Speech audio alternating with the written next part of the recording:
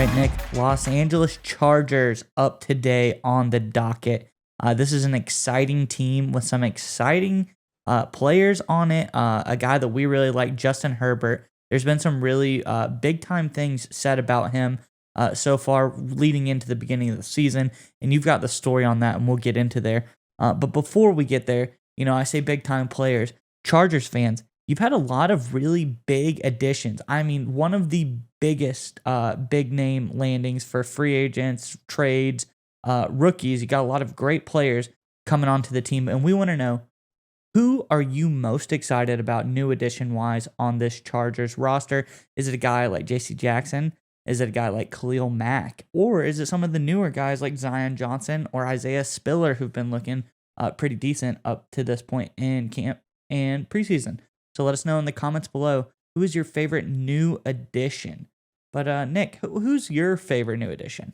So I think a guy that's kind of fallen under the radar because of the Khalil Mack acquisition is Sebastian Joseph Day. Oh He's yeah. a defensive tackle, run defender. That was obviously a big weakness for the Chargers last year. So I think he's quietly probably one of their better moves. I think it's going to be a great fit for the Chargers.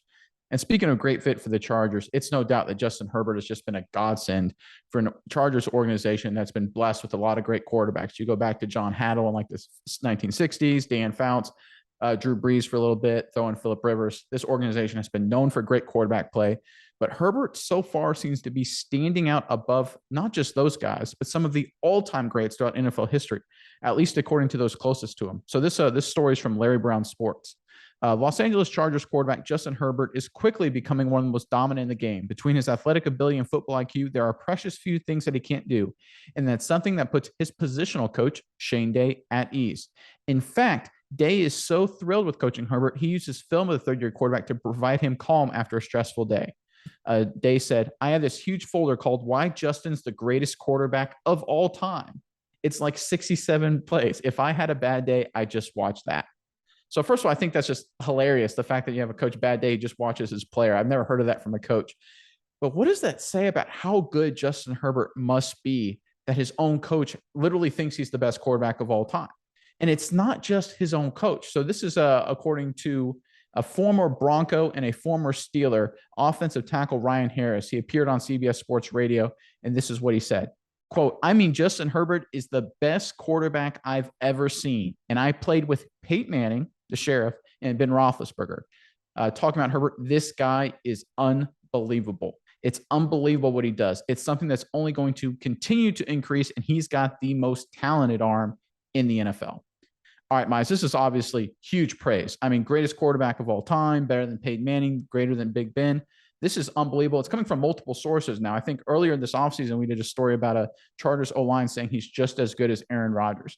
I mean, at a certain point, is this Herbert hype train just like no one is saying anything bad about him? He seems like he's literally like the best of all time, the way people are talking about him.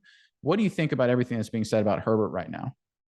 Well, it's interesting because one thing that we're guilty of here is that we'll get on players early on, like rookies, or hype them up a little bit, and that's all because that's it's nice to look at your new additions and kind of try to evaluate them, but they're not tested yet. You can't be sure, and then you look at a guy like you know uh first year quarterbacks or something like that. Like someone comes in, you can't judge Trevor Lawrence off of last season. It's just one season.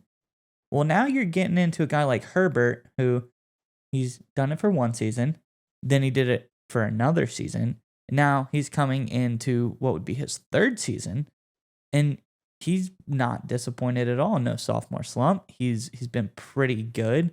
I mean, last year he graded a 90 overall PFF grade. That's pretty spectacular for his third year, or going into his third year in the NFL.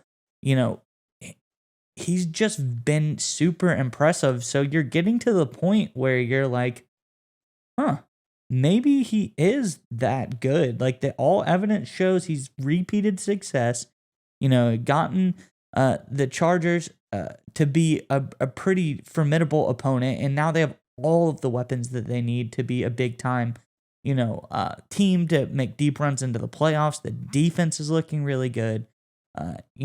Derwin James is out there. Khalil Mack, JC Jackson. Just hearing those names kind of, Bosa. yep, Bosa You know, on the edge.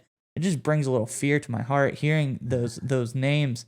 But yeah, I don't think we're getting to the point where it's not overblown anymore.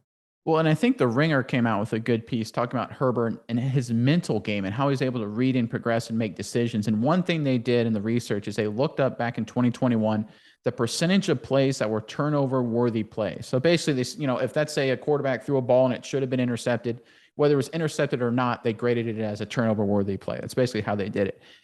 You pull up the graphic here, and here's the thing that blows my mind. Look at those names that are below Justin Herbert. Justin Herbert had the lowest rate of turnover-worthy plays. He had fewer than Tom Brady and Aaron Rodgers, probably two of the top 4 or 5 greatest quarterbacks of all time. So that goes back to what Harris was saying about how good Herbert is. Here's the part that blows my mind, Mize. How many times do we hear about all these Hall of Fame quarterbacks, how the way you beat them is you have to get pressure on them? Pressure on Tom Brady turns Tom Brady into, an average quarterback. Pressure on Peyton Manning turns Peyton Manning to an average quarterback.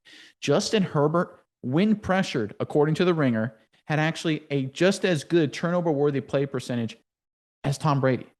Yeah. So when you like when you're like the way you beat Tom Brady has no effect on Justin Herbert. The way you beat Peyton Manning or Aaron Rodgers has no effect on him. And I think when you look at these numbers and you hear what these guys are saying, it just points more and more that there's something really, really special. And when I saw Herbert play at the beginning of last season, especially against Dallas early on, he made like 15 unreal throws. I'm like, there's something different about this guy. He's like a cheat code.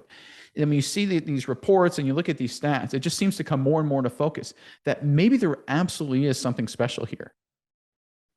All right, Nick, it's time to get your internet privacy back today on every device you own in any country you want.